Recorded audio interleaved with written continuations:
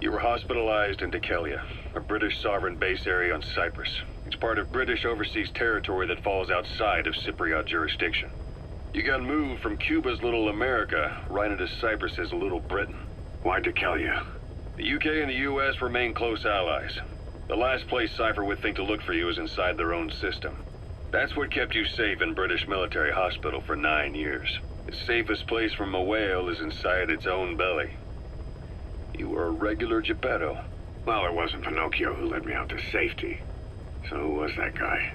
Cypher went so far as to attack British territory, burning their own ally. That's how badly they wanted you dead. He said I was in a British military hospital. But the doctor had a Greek accent. They hire locally. Easier to trust them. Dikelia is also home to Greek Cypriots, after all. What about the Turks? They haven't returned to the south. Not yet. The Cyprus dispute is still a long way from resolved. The country is just as split as it was in '74. Turkish Cypriots in the north, Greek Cypriots in the south. Between them, the Green Line, the UN established. And Dikelia sits right on top of it. It does. Part of the buffer zone between the two groups. Another reason it was the perfect place to hide you. Easy to spot any outsiders snooping around. So how do things stand? Now, last year, the Turks declared that the Turkish Republic of Northern Cyprus is an independent state, though it's only Turkey that recognizes it. In the past, the Greeks and Turks lived side by side in the same villages. There are reasons to fight. Those came from the outside. Greece, Turkey, Britain, America, they all had their own stake in pitting the two sides against each other.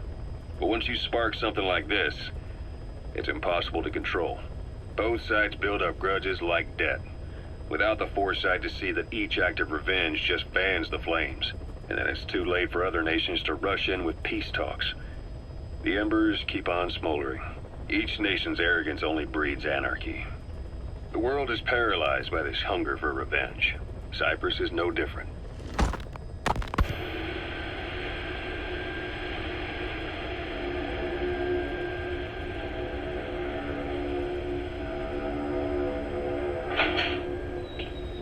You're up. We're changing ships? We can't go sailing the Suez in a whaler. The Suez Canal. When did they reopen it? Not long after you were attacked. Once they finished sweeping it for mines after the Arab-Israeli conflict. Can you stand? We're going to transfer to a container ship for passage through the Suez. Our destination is Pakistan, Afghanistan's neighbor to the south. There, we disembark and head via Peshawar to the Zero Line, the border. We'll travel to the Khyber Pass by road. And then? We continue on horseback.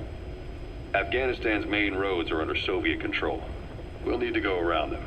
It'll be all narrow, winding paths through the mountains. We'll do better on horseback. It's a local guerrilla tactic. They use the higher ridges to avoid air recons. Then they charge down the mountains for ambushes. The Soviets still haven't devised a counter-strategy. Our time frame is only half as much as we really need. It's gonna be a tough march. Better horses than boats. Well, it'll make for good physiotherapy. Take the time to get used to that new arm. While the Soviets have indicated they are not participating in the Los Angeles Olympics, primarily because the United States has made no attempt to guarantee the safety of the Soviet Union's athletes, the United States is increasingly demonstrating the belief that the issue has nothing to do with its preparations, and in fact this is retaliation for the Western nations' boycott of the previous Moscow Olympics. That concludes today's news. That's quite some news. The Soviet Union not attending the LA Olympics? Yeah. Andropov's death has changed some things. They're calling it revenge for the Western boycott of the Moscow Olympics. Countries boycotted the Moscow Olympics? Yes. In protest of the Soviet Union's invasion of Afghanistan. Over 50 countries were absent. It's too bad I didn't get to see Yamashita's judo. When the 40th Army crossed the Amu River 4 years ago, détente went right out the window. The U.S. Congress chose not to ratify SALT II. And Reagan's hardline politics won in the presidency in a landslide. According to him, the Soviet Union's an evil empire. The Second Cold War. And there's been no end to regional conflicts and civil wars.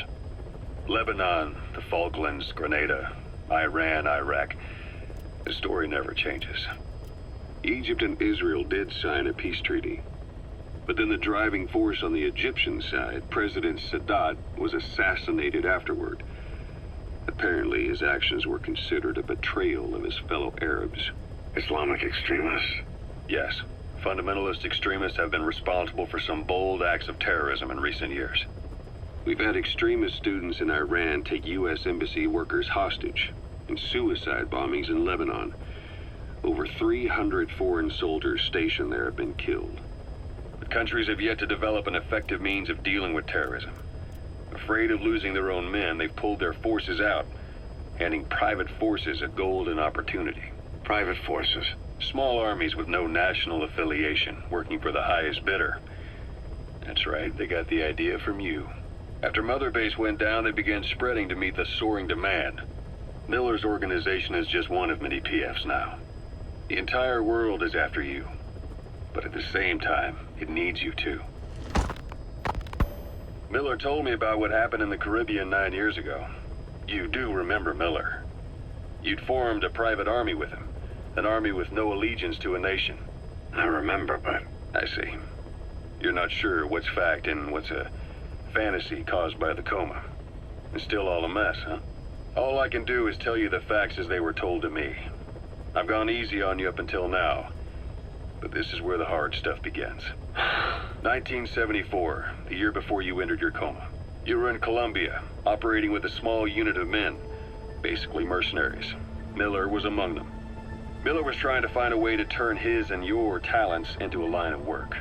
He was looking to start a business where you would fight on behalf of others around the world, those who needed military force.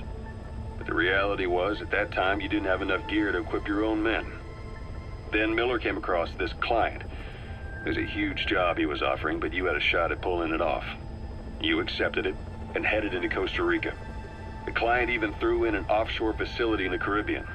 The Mother Base, that would be your new base of operations. Miller sure did have a head for business. As your mission went on, your unit grew and grew. More weapons, more money. Before you knew it, you were commanding 300 men. As the organization got bigger, your military powers swelled to match.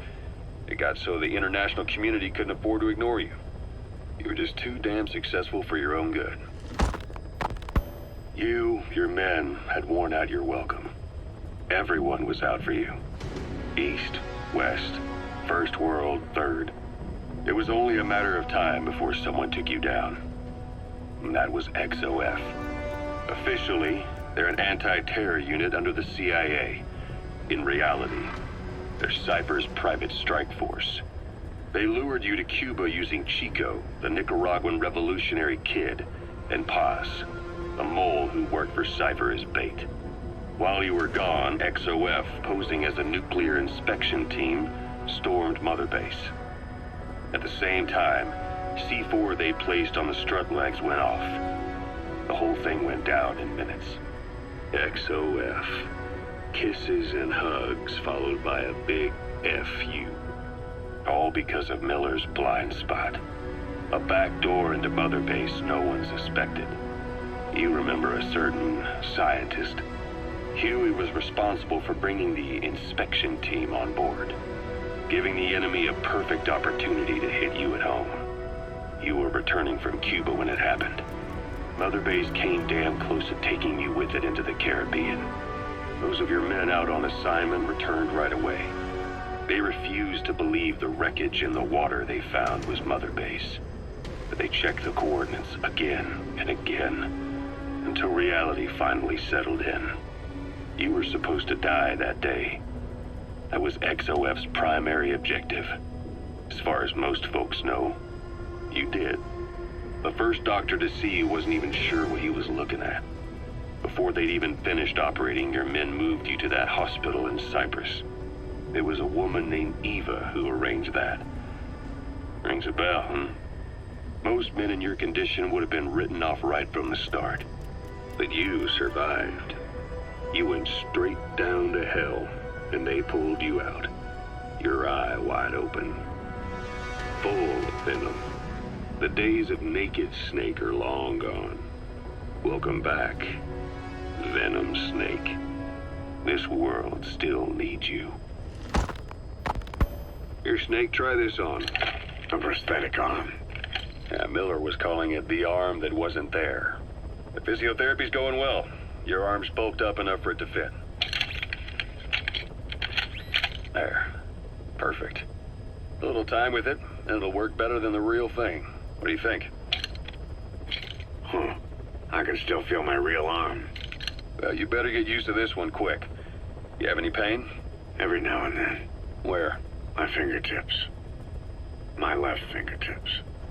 Sounds like phantom pain. Your brain still remembers your old hand. Yeah. What about your vision? Can you see okay? Yeah, at the moment. Now, the shrapnel in your skull is pressing on your optic nerve. I'm told any hard impact could have an effect on your visual cortex. Yeah. The doctor mentioned that.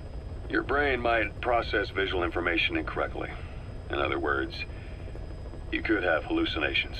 You might see things that aren't there, or not see things as they really are. You experience any of that? I think so. When? Right after I wake up. Colors look faded. Colors, huh? Well, that's not a major concern in and of itself, but it could mean the difference between life and death in the field. You'll need to watch out for that. I will. All right. You should continue your physio. We'll be arriving soon. It's the last chance you'll get.